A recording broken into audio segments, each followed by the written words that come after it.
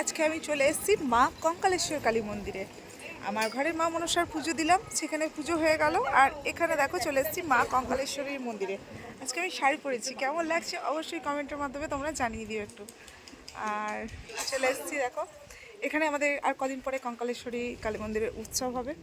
তো সবাই এসো, সবাইকে আমন্ত্রণ জানালাম। আর আমি এসেছি আজকে, তোমাদের দাদা ভাইয়ের অনেক দিন আগে একটা মানসিক ছিল, সেটা শোধ করা হয়নি, মানত করেছিলাম।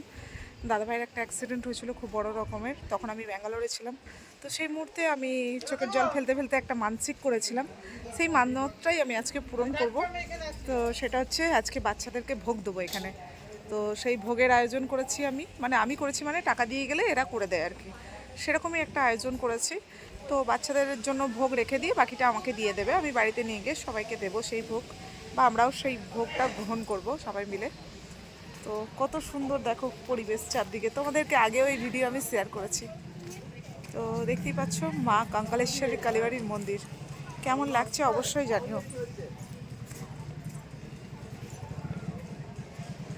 আচ্ছা, পারছি না।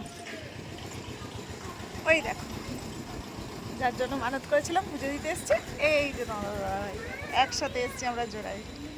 দেখতে পাচ্ছ, আমার মেয়েও এসছে, বলছে মা আমিও। ওই দেখো আমাদের পুচকুর মেয়ে, আমাদের ছোট ফ্যামিলি, হ্যাপি ফ্যামিলি, সবাই মিলে চলেছি মা কঙ্কালেশ্বরী কালী মন্দিরে। দেখতে পাচ্ছ।